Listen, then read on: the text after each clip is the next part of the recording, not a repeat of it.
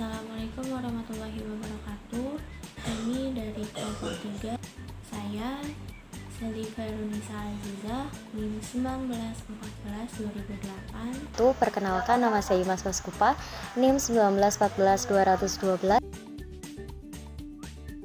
Saya ingin mempresentasikan dan menjelaskan mengenai gambaran umum dan prinsip pengawasan bank, otoritas jasa keuangan, dan mengenai Bank Indonesia Syariah semester 4 kelas A. Ingin menjelaskan mengenai gambaran umum dan prinsip pengawasan bank.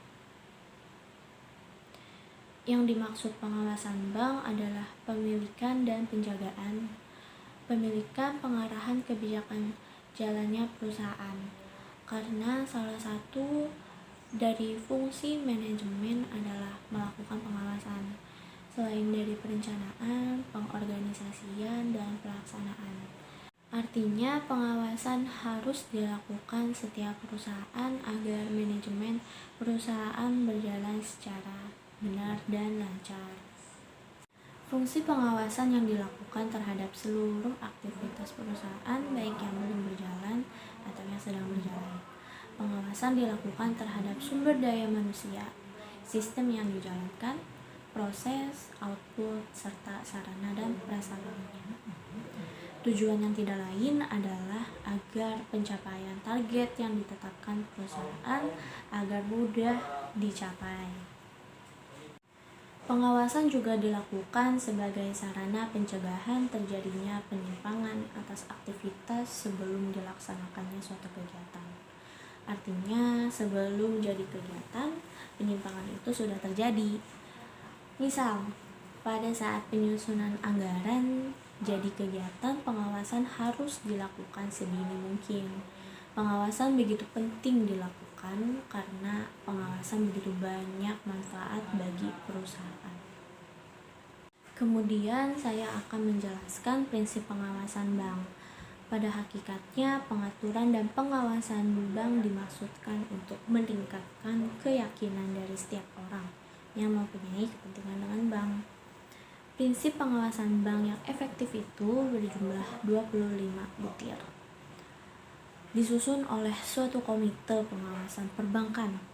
Dari jumlah tersebut dapat dikelompokkan ke dalam 7 prinsip inti pengawasan bank, yaitu yang pertama adalah prinsip kondisi bagi pengawasan bank yang efektif. Yang kedua ada prinsip perizinan dan struktur. Yang ketiga ada prinsip ketentuan kehati-hatian persyaratan. Yang keempat ada prinsip metode pengawasan perbankan yang sedang berjalan. Yang kelima, prinsip metode pengawasan perbankan yang sedang berjalan. Yang kelima, prinsip persyaratan informasi. Yang keenam, prinsip kewenangan pengawas. Dan yang terakhir adalah prinsip lintas perbankan. Mungkin itu saja yang dapat saya sampaikan. Kurang lebihnya mohon maaf. Materi selanjutnya akan dibahas dan dijelaskan oleh Imas Mascufa. Jurusan Perbankan Syariah kelas A semester 4. Di sini saya akan menjelaskan tentang Otoritas Jasa Keuangan atau biasa yang disebut dengan OJK. OJK adalah lembaga yang independen dan bebas dari campur tangan pihak lain yang mempunyai fungsi, tugas, dan wewenang pengaturan, pengawasan, pemeriksaan, dan penyidikan. Otoritas Jasa Keuangan dibentuk dengan tujuan agar keseluruhan kegiatan di dalam sektor keuangan atau sektor jasa keuangan bisa terselenggara secara teratur, adil, transparan, dan akuntabel, dan mampu mewujudkan sistem keuangan yang tumbuh secara berkelanjutan dan stabil, dan tentu mampu melindungi kepentingan konsumen dan masyarakat. Tujuan dan wewenang OJK melaksanakan tugas dan pengaturan dan pengawasan terhadap yang pertama, kegiatan jasa keuangan di sektor perbankan serta non-perbankan. Yang kedua, kegiatan jasa keuangan di sektor pasar modal. Dan yang ketiga, kegiatan jasa keuangan di sektor perasuransian dan pensiun lembaga pembiayaan, dan lembaga jasa keuangan lainnya. Untuk melaksanakan tugas pengaturan, OJK mempunyai wewenang. Yang pertama, menetapkan peraturan pelaksanaan undang-undang. Yang kedua, menetapkan peraturan perundang-undangan di sektor jasa keuangan. Dan yang ketiga, menetapkan peraturan keputusan OJK. Yang keempat, menetapkan peraturan mengenai pengawasan di sektor jasa keuangan. Yang kelima, menetapkan kebijakan mengenai pelaksanaan tugas OJK. Yang keenam, menetapkan peraturan mengenai tata cara penetapan pemerintah tertulis terhadap lembaga jasa keuangan dan pihak tertentu. Yang ketujuh, menetapkan peraturan mengenai tata cara menetapkan pengelola statuter pada lembaga jasa keuangan. Yang kedelapan, menetapkan struktur organisasi dan infrastruktur serta mengelola, memelihara, dan menatausahakan kekayaan dan kewajiban. Dan yang kesembilan, menetapkan peraturan mengenai tata cara mengenaan sanksi sesuai dengan ketentuan peraturan perundang-undangan di sektor jasa keuangan. OJK pun mempunyai fungsi penyelenggaraan sistem pengaturan dan pengawasan yang terintegrasi terhadap keseluruhan kegiatan sektor jasa keuangan. OJK mempunyai tugas melakukan pengaturan dan pengawasan terhadap kegiatan jasa keuangan di sektor perbankan, sektor pasar modal, dan sektor IKNB. Terima kasih. Perkenalkan, nama saya Erin Hidayat Siregar, NIM 19142001.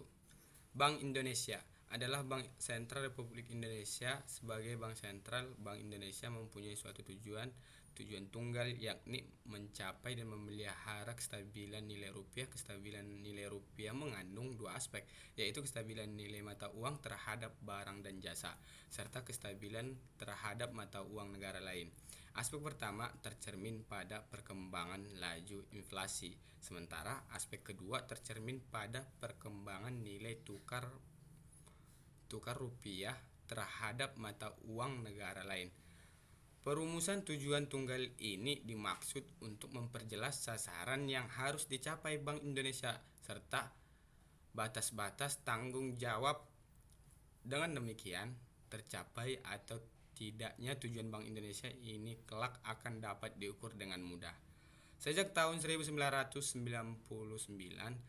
status Bank Indonesia ditetapkan sebagai lembaga negara yang independen dan memiliki kewenangan penuh dalam menjalankan tugasnya, serta bebas dari campur tangan pemerintah dan atau pihak lain. Hal ini diatur dalam Undang-Undang Nomor 23 Tahun 1999 tentang Bank Indonesia yang kemudian diubah melalui Undang-Undang Nomor 6 2009. Dengan demikian, Bank Indonesia wajib menolak investasi dalam bentuk apapun dan dari pihak manapun.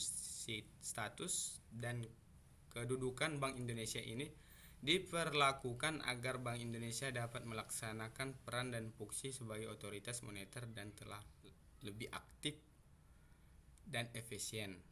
Status juga diakui sebagai badan hukum publik dan badan hukum perdata yang ditetapkan dengan undang-undang sebagai badan hukum publik. Bank Indonesia memiliki wewenang untuk menetapkan aturan-aturan hukum yang merupakan pelaksanaan undang-undang. Sedangkan sebagai badan hukum perdata, Bank Indonesia dapat bertindak untuk atas nama diri sendiri di dalam ataupun di luar pengadilan. Tujuan dan tugas Bank Indonesia sebagai bank sentral. Bank Indonesia memiliki satu tujuan tunggal, yaitu mencapai dan memelihara nilai rupiah. Kestabilan ini bisa mengundang dua aspek, yakni kestabilan nilai mata uang pada barang dan jasa, kestabilan nilai mata uang pada mata uang negara lain.